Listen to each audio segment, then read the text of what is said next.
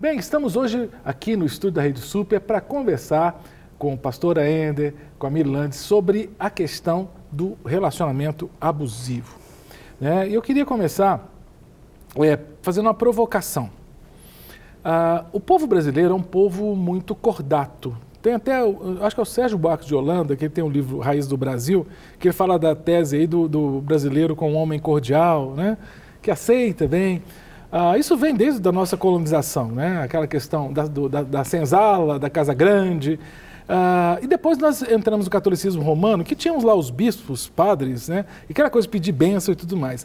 Aí a gente vai para a igreja evangélica e também começa a acontecer isso, né? Aquela busca da referência, mas uma relação meio assim, sabe? De permitir que o outro dirija nossas vidas, né?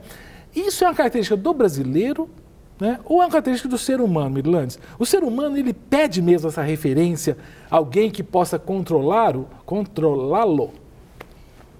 Tem níveis e níveis. Lógico que o ser humano, nós somos dependentes um do outro. Isso é comum ao ser humano. Agora, existe uma dependência saudável. Enquanto eu estou no lugar, o outro está no lugar, não vou falar melhor, mais saudável, eu posso olhar para aquilo e posso tentar buscar o que o outro tenha. Agora, o lugar disfuncional nos prejudica muito. Eu não ter referência de mim mesma, eu ter uma autoestima muito baixa, eu não querer estar nesse lugar saudável e ser um lugar que me maltrata, aí sim é uma característica de como é que eu fui criado, né? Como foi a minha história, a minha formação, o que eu recebi na vida. Agora é interessante, Ender, porque eu vejo que há algumas pessoas que parece que... Sabe aquela coisa assim, a gente tem uma expressão meio mulher de malandro na nossa cultura, já viu aquela expressão? Já. Mulher de malandro, parece que gosta de apanhar. Parece que tem algumas pessoas que parece que gostam de relacionamentos disfuncionais, usando a expressão, né, Mirlande? A palavra não seria gostar, a palavra é eu dou conta só daquilo. O meu nível de experiência interna só permite eu ter conhecimento daquilo. Mas que doido isso. É louco. Como é que pode? É louco. Ender? É uma disfunção. Além da disfunção, eu penso sempre que as relações abusivas, elas partem de tornar o outro vulnerável. A vulnerabilidade tem vários tipos, né? Mas quando você diz tornar o outro vulnerável... O vulnerável a parte que expor ele a algum risco. Passiva, né? Sim. Uma parte vulnerabiliza a outra. A outra, exatamente. Entendo. Porque tudo que você lê sobre abuso, você vai sintetizar em dois polos. Ou é privação, ou é violação de alguma coisa. Violação tem a ver com violência. Sim. Então, quando a pessoa é privada de algo, ela está sendo violentada, em algum sentido. Eu penso que algumas pessoas, elas podem, como está sendo colocado aqui, elas buscam isso de alguma forma por causa de estrutura, né, por causa de fragilidade, que é um tipo de vulnerabilidade. Né? Uma pessoa mal formada, uma pessoa que tenha convivido em ambientes muito agressivos, muito abusivos. Repressores, ela tende a tornar isso um modo de vida dela. Então, quando ela não reconhece mais que existe um poder, né, que está sendo imposto a ela de forma abusiva. É nesse sentido que você falou, que ela aprende a conviver? Porque o que ela reconhece é o maltrato. Ela não reconhece amor. Então, para ela não reconhecer internamente isso, aqui fora fica sem sentido. Não há reconhecimento.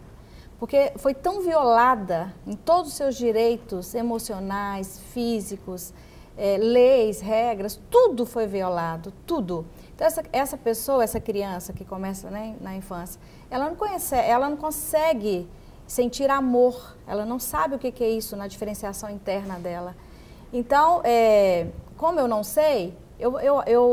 Eu acredito no que vem para mim. E aí forma o par, igual ele falou, né? É o que domina e o dominador.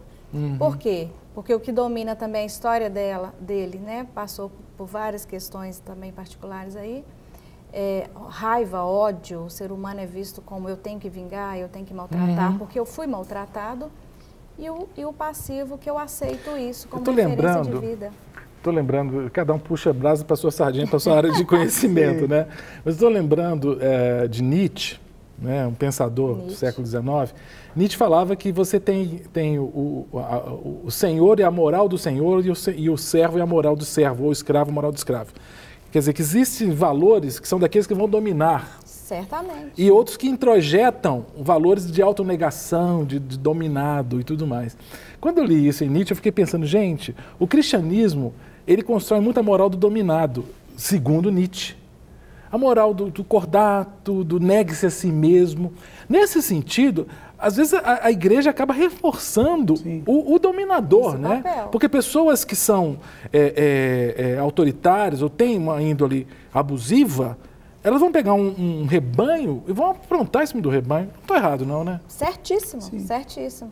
E aí você tem que questionar qual que é a função do pastor. É libertar essas pessoas, tirar ele dessa mazela e colocar no lugar onde Deus sonha com a gente?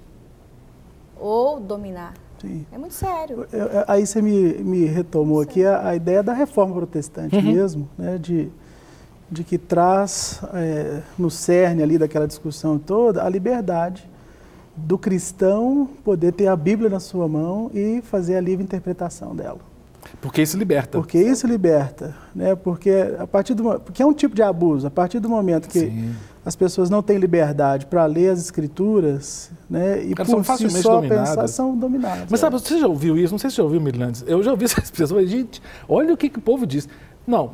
Porque, inclusive, o Nietzsche cita a questão de moral de rebanho. Ele usa essa expressão, que é a moral do dominado de rebanho. Aí, pensando na igreja, porque se tem pastor, tem ovelhas. Tem ovelha é rebanho.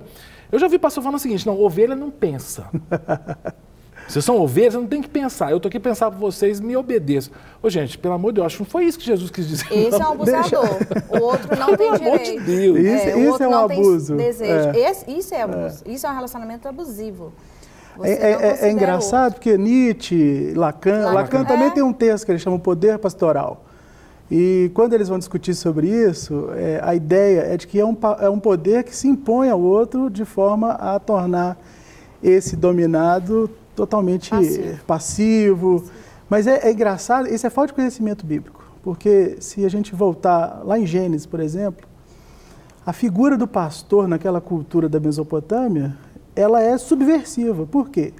Porque naquela cultura em que tudo já estava estabelecido, você tinha culto, né, você já tinha templos, sacerdotes, que funcionava nesse estilo, né, de dominação, né, e alienação dos fiéis lá, surge a figura do pastor. Abraão, por exemplo, pastor. Por que essa figura é subversiva? Porque o pastor é alguém como qualquer outro. Ele ouve a Deus e cuida do seu rebanho. Isso é muito bacana. Porque o pastor, ele está no nível da ovelha. Essa ideia, para mim, é anacrônica, né? Tanto do Lacan quanto do Nietzsche, de que você tem um poder instituído, né, que vai te alienar. Né? Não só Freud também vai usar esses termos, né, a religião é ópio, e por aí vai. Né? Mas vem do princípio da história, igual o pastor, né, colocou. A nossa história, ela vem de um dominado e um dominador. Sim. Eu acho que a igreja contemporânea, ela tem um problema a gente tem um legado católico romano muito forte. Então, assim, a nossa alma católica, ela nos priva, né, de poder ler a Bíblia. Já percebeu que as pessoas, elas recorrem ao pastor como se ele soubesse tudo de Bíblia, né? E ele...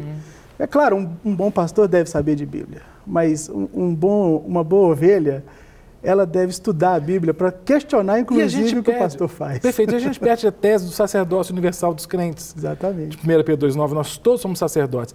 Porque é muito forte, eu acho que o pessoal em casa já passou por essa experiência também, das pessoas... Quando eu fazia o programa no rádio, isso era muito comum, porque o rádio tem uma dinâmica também mais rápida, né? E a gente pegava um tema, por exemplo, sei lá, sobre divórcio.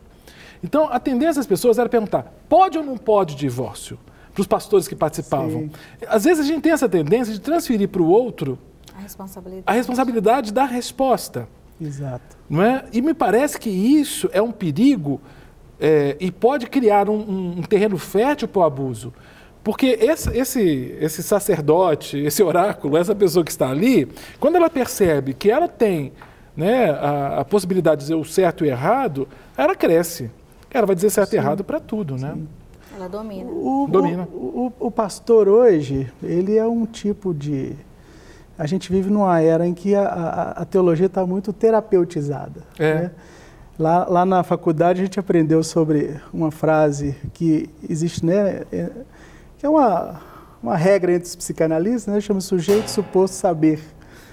Sujeito? Suposto saber. O que é isso? É o cara que tem toda a informação. Eu não sei se vocês já perceberam isso, né, com o pastor ou com alguém, mas nesse exemplo que você está trazendo, as pessoas chegam como se você tivesse a resposta para tudo. Para tudo. E quanto mais como se esse sujeito suposto saber isso, é o cara que sabe tudo. Ele tem todas, é o guru. É o guru. Né? É a pessoa mais, que se não tiver, né, a consciência limpa, né, e saber lidar com o cuidado humano, ele abusa. Porque a pessoa se deixa ser abusada em algum sentido, porque ela quer essa resposta. Dessa pessoa, do sujeito suposto saber, qual o perfil dessa pessoa para se tornar um abusador? Porque se a pessoa chega para ela, o candidato a dominado chega para ela e expõe toda essa vulnerabilidade, a pessoa, o candidato dominador tem que ter muita estrutura. Qual o perfil de uma pessoa para pender para ser dominador ou para trabalhar bem aquilo e falar, não, peraí, calma, porque... Tá. Primeiro eu tenho que saber o que eu quero, né, numa relação. Que ganhos que eu tenho numa relação. Começa por aí.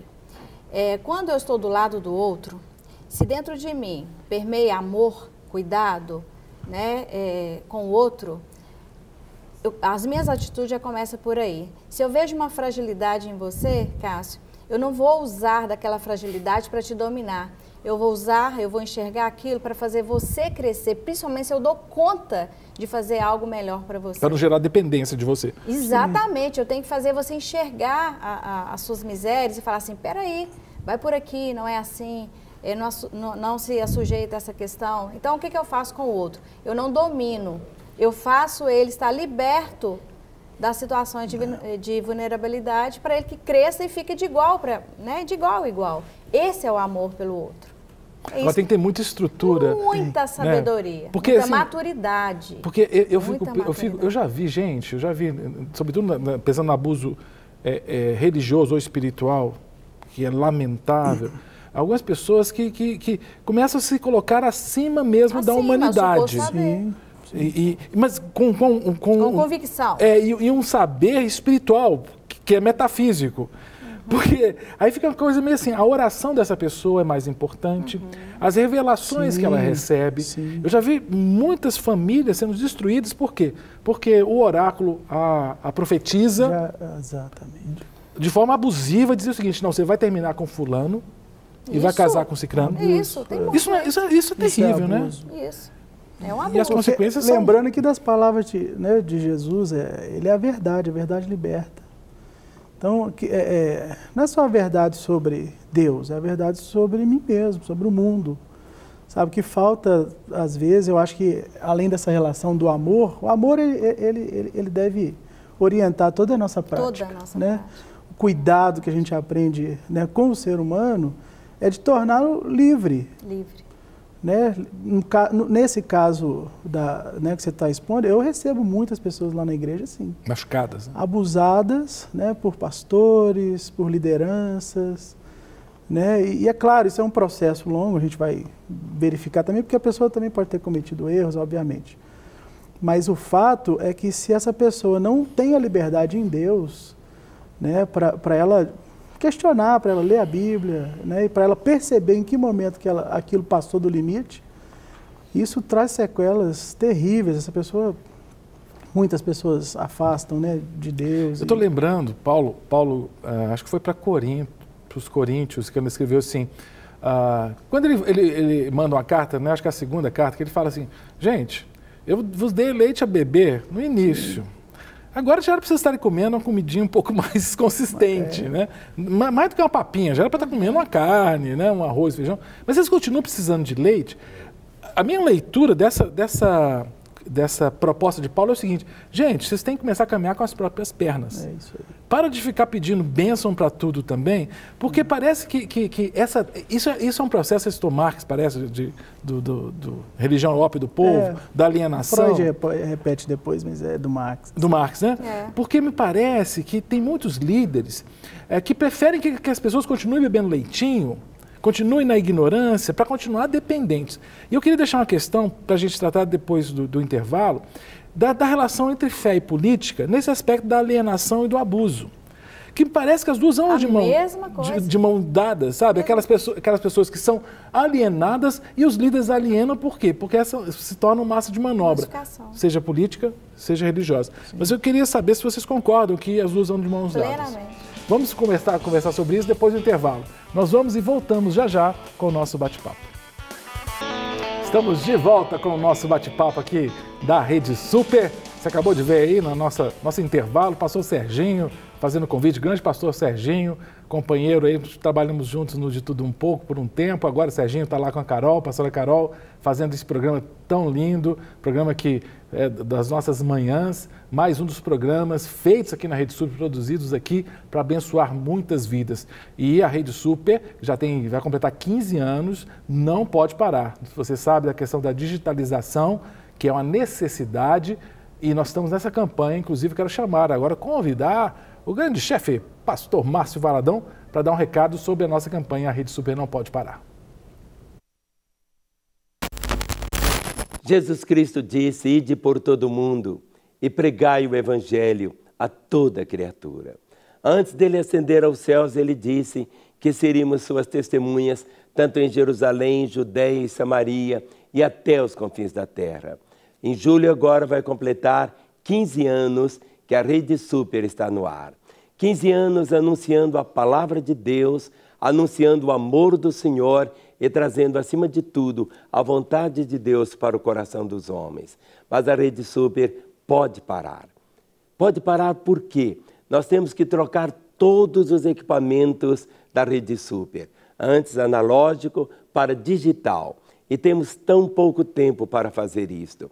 Eu preciso, não eu, mas acima de tudo, para que você se transforme em um parceiro da Rede Super. Nós precisamos de 3 milhões de reais para trocar todos os equipamentos. A conta está aí.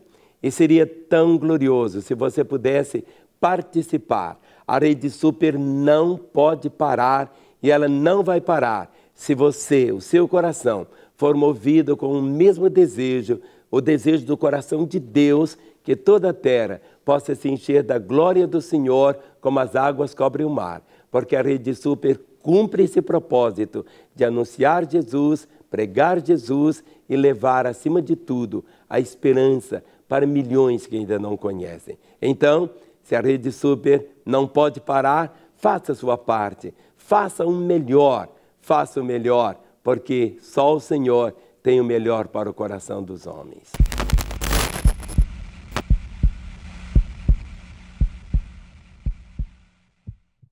Pois é, a nossa Rede Super não pode parar e, em nome de Jesus, vamos continuar fazendo o nosso trabalho aqui, nosso ministério, com a sua ajuda, com a sua cooperação, para que a nossa TV continue desempenhando o seu ministério. Então, a Rede Super não pode parar. Você vê aqui na parte inferior da tela os nossos contatos, né, a conta bancária, para você participar desse projeto aí com a sua contribuição. Que Deus possa realmente te abençoar para que você tenha condições de nos ajudar a não deixar a Rede Super parar.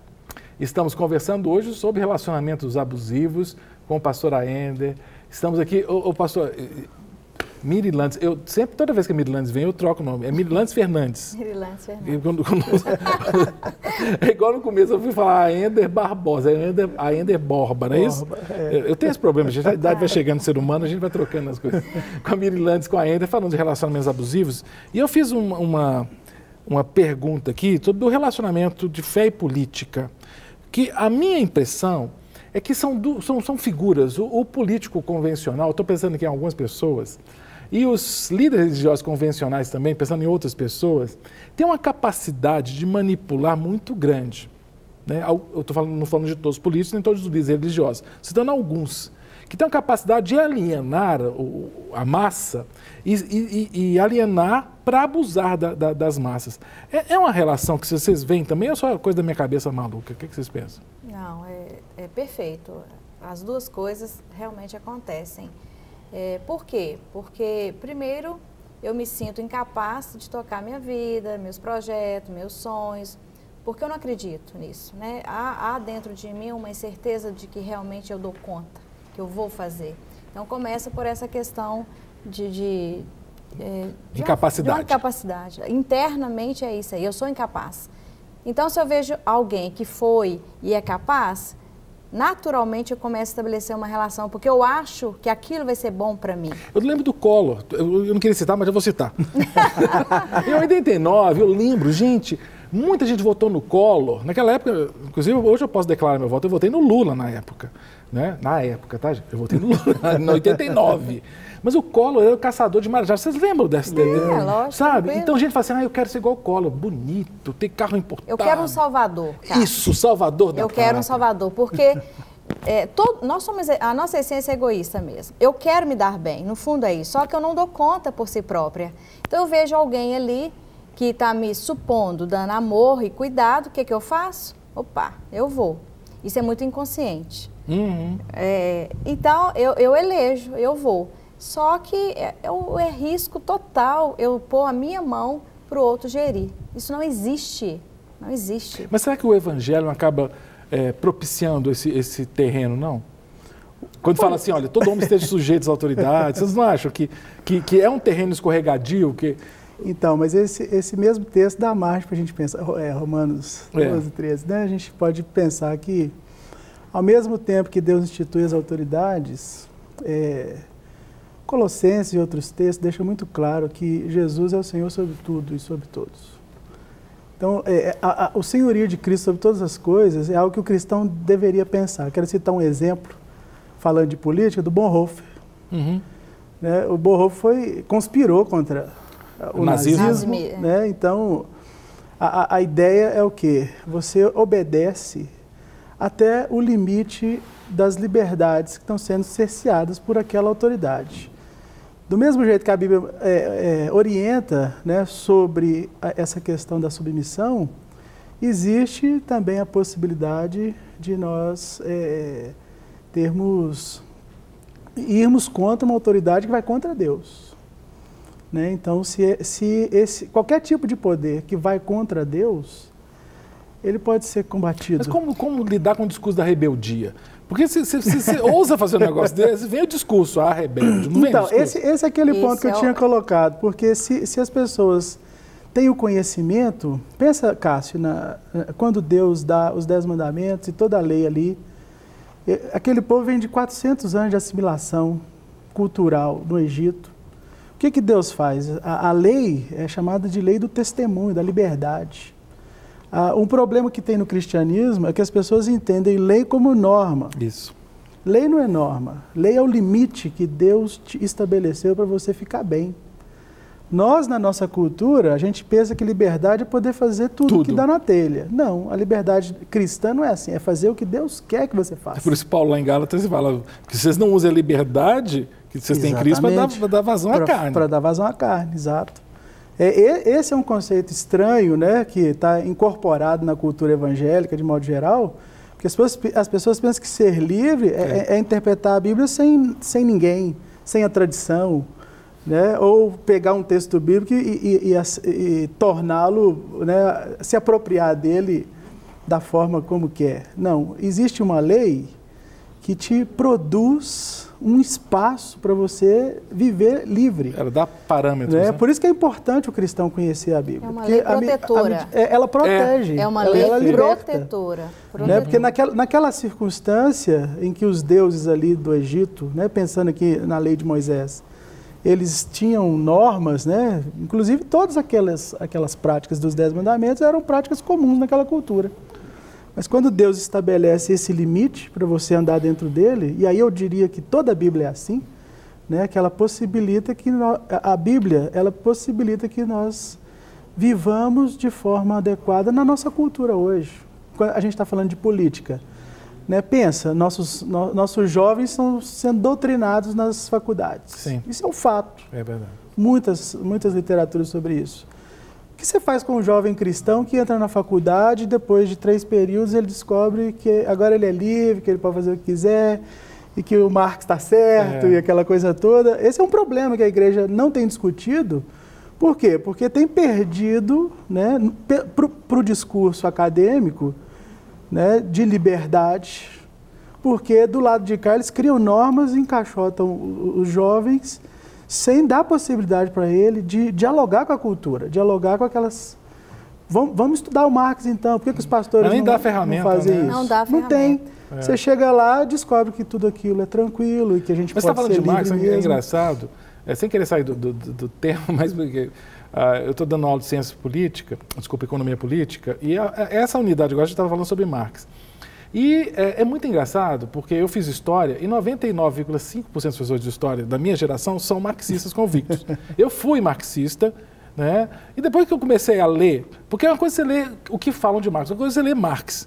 Quando eu comecei a ler Marx, peguei, por exemplo, o Manifesto Comunista, o texto do Manifesto Comunista deixa claro que o que aconteceu, por exemplo, nessas manifestações de esquerda últimas, depredação, quebra, isso é proposto por Marx. Eu começo a ler com meus alunos na sala, eles ficam assustados. Professor, eu falei, não, vamos ler o que Marx propõe. Então não assuste se o pessoal está quebrando, não é os vândalos que estão quebrando. Gente, quem está quebrando é quem crê que esse status quo dominado pela burguesia só vai acabar, não é por democracia, não é por nada. Tem que acabar pela força. Não estou defendendo isso não, tá, gente? Estou dizendo que Marx diz. É o que ele diz, Agora, parece que é um processo de alienação, parece que isso é até maldade, sabe? Se esconde a informação das pessoas para as pessoas acreditarem que não é bem assim. Né? Eu julgo isso assim, uma das piores maldades. Inclusive, meu celular acabou de soltar, o Valber mandou uma mensagem aqui, eu queria perguntar para você, Mirlandes. O Valber, eu vou tentar ligar de novo, ele apagou sozinho. O Valber está perguntando sobre a questão do abuso em casa, essa questão do abuso de relacionamentos. Entre marido e mulher, isso pode acontecer?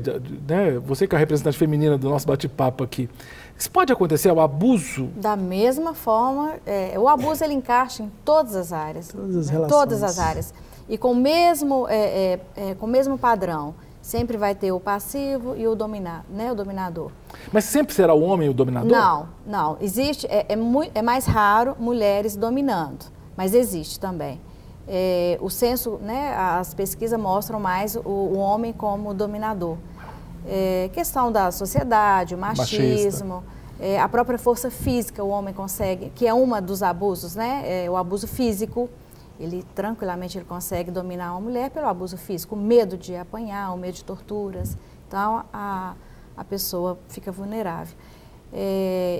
Isso existe tranquilamente, e a gente acha que tem os abusos clássicos, né? Que entra leis mesmo, Maria da Penha, que é clássico, até os abusos sutis, assim. Por exemplo? Por exemplo, numa relação onde um dos dois é fragilizado, é inseguro, não reconhece o seu valor próprio, o que ele vai ficar? Me conduza, me salva. Você acha, na condição de mulher, vou aproveitar aqui que temos uma dama na mesa aqui. Na mesa não, mesa assim. Na cadeira. Na cadeira. Sabe, eu, por exemplo, casei com uma mulher muito forte, né? Muitos conhecem a Silvia, minha esposa. A Silvia é muito forte. Mas também minha mãe é muito forte. Né? Minha mãe é uma mulher que estudou, que batalhou, sempre trabalhou fora e tudo. Então, eu quando fui casar, né, eu falei, eu não casei enganado, não. Eu sabia que a Silvia é dura. Forte. Mas eu já vi muitas pessoas falando assim, cara, você tinha que casar com uma mulher submissa. A tese da submissão, daquela coisa, da mulher anulada, não a submissão que eu entendo bíblica. Bíblica. Você não acha também que acontece isso, Mirlandes? Assim, muitos homens, eles optam pela futura companheira, olhando esse perfil potencial dominada, para não dar dor de cabeça? Você não tem um pouco disso, você não acha? Tranquilo. Psicologicamente. Tranquilo. Se para ele aprendeu que ser conduzido é muito mais tranquilo de viver, ele vai escolher uma pessoa. Não, estou dizendo assim, ele conduzir, estou falando no oposto. Ele escolher a frágil. Mas a escolha é assim, é dessa forma, passa pela minha experiência interna. Se eu sou uma pessoa forte, dominadora, eu vou pegar... 2 dominadores vai dar certo? Isso é física, né? É física, né? 2 corpos não ocupam o mesmo espaço. 2 passivos, então sempre eu olho o outro como complemento mesmo. Aquilo ali vai me agregar. O passivo, ele vai me salvar, o dominador, aquilo vai ficar forte, vai juntar a mim, vai fazer o que eu quero, porque o que eu quero é o certo. O que eu quero é a verdade. É o par. Cássio, sobre esse texto, eu tendo a... Eu não gosto muito, eu ministro para casais e estou sempre envolvido com esse assunto de um modo ou outro. É que a questão do marido e da mulher, Efésios 5 e outros textos, mas Efésios 5 é o locus clássicos, né? A ideia é justamente que o marido, né, Paulo é muito explícito ali, os 2 temem a Deus. Então, essa questão da polarização, ainda mais nos tempos modernos, é cada vez mais subjetiva e mais difícil de classificar. Mas tem um ponto ali que a gente tem que se ater a ele. A questão do marido amar a mulher com a sua vida. Ágape mesmo. É um amor que é totalmente abnegado. Ou seja, o que Cristo está pedindo é que esse homem abra mão de quê? Do poder. Isso. É isso que Cristo está pedindo. Esse amor. Por amor a Cristo e a sua mulher, ele abre mão do poder, porque o homem é naturalmente mais forte. Muito Se ele quiser, esmaga a mulher. Muito forte. Mas pensa assim, não vamos pensar em passivo e ativo, vamos pensar na mulher também, que o texto também pede algo para ela. Submissão, na minha modesta compreensão, é que Deus está pedindo para a mulher também abrir mão da manipulação. Porque as mulheres, e as mulheres hoje sabem disso, as mulheres hoje não precisam de homem mais. Nenhuma mulher precisa de homem. Ou seja, a submissão é um companheirismo. É você estar com aquele homem de forma que as mulheres têm que abrir mão também. Porque uma mulher, eu diria passiva, é uma mulher que ela não é forte. A mulher, quando ela é forte, ela tem competências para dar conta da sua própria vida. E quando ela abre mão disso por amor ao marido... Ela está... Aí que tem que ser forte. Aí ela é mais forte ainda. Porque pensa, o texto ali é muito claro, porque os 2 têm que abrir mão de alguma coisa. Mas aí eu acho muito lindo, porque eu abro mão, porque eu confio nesse amor. Isso é muita maturidade. Isso é muita maturidade. Né? Eu abro mão do meu saber e da minha condução, né, da forma de eu conduzir, porque eu confio em você. Porque você está fazendo por amor. Porque uma mulher, essa que você está colocando aqui, ela não tem competência, então ela vai ser naturalmente abusada. Porque se ela não reconhece essas competências nela, ela é fraca. Eu acho que o homem tem que querer casar com uma mulher forte. E é um relacionamento doentio, concordam? Claro. É patológico. Porque é um relacionamento que já está preparado para o abuso. Claro. A gente pensa em abuso físico, eu estou falando do abuso aí, do abuso relacional. Relacional, sim. Não é? Que um é a figura forte, o outro é como é que a gente fala isso aí? A negada, não, como é que fala? A pessoa apagada, anulada. Uma pessoa anulada. Isso é lamentável. Não existe. Vai chegar desde o início, a gente vê a ideia bíblica de relação, que eu vejo o casamento como a mais perfeita, é de que Deus cria homem e mulher, imagem de Deus. Ou seja, os 2 são portadores de dignidade. Ótimo, excelente. Então, tudo que fere a dignidade torna o outro vulnerável. Então, assim, eu acho que um cristão tem que olhar para a esposa, um marido tem que olhar para a esposa como imagem de Deus e a mulher do mesmo jeito. É a única fórmula que equaliza eu tenho ganhos essa relação de poder. Eu tenho ganhos na sua... Porque nós não somos completos. A gente depende um do outro, né? Eu dependo do marido e você depende de uma esposa. Isso é o plano de Deus e o ser humano depende. Só que como o Cássio não é completo... e nem eu sou, então ele me completa na minha falta e eu completo ele na falta dele. E os 2 se completam em Cristo. E os 2 se completam. Um casamento maduro é isso. Não tem relação de poder, e sim de completar um ou outro. Agora, tá vindo aqui na minha mente outro relacionamento abusivo. Me lembrou, não sei por que você estava falando, me lembrou de Maria, mãe do Senhor. Porque algumas mães, e tem um caso de Maria lá nas bodas de Caná, quando falta o vinho, ela vai e vai dar o toque no filho dela. E Jesus, ele responde de maneira um pouco até dura, né, com Maria. Né? Maria chega, olha, Jesus, resolve o negócio aí. Ele vira, né, mulher, que tenho eu contigo, né? Mas essa fala de Maria me remonta a algumas mães eu estou pegando o papel feminino principalmente, tá, Mirlandes?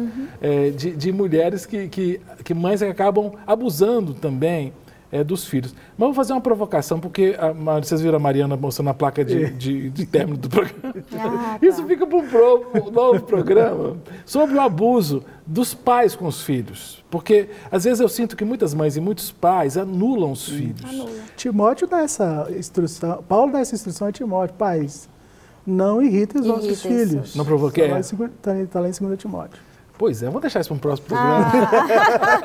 Obrigado, queridos. Foi muito gostoso. E é bom demais. Quando é psicólogo aqui, eu aproveito que eu fico aprendendo aqui demais com eles. Tenho certeza que você também aprendeu com esse bate-papo gostoso aqui com a Mirlandes, com a Ender, sobre relacionamentos abusivos. Amanhã nós teremos, 12h15, mais um programa Bate-Papo. E eu conto muito com a sua presença aí. Que Deus te abençoe e te guarde e até amanhã. Para receber todas as novidades do canal, inscreva-se e, se curtir o vídeo, clique em gostei. Aproveite para acompanhar a Rede Super nas redes sociais.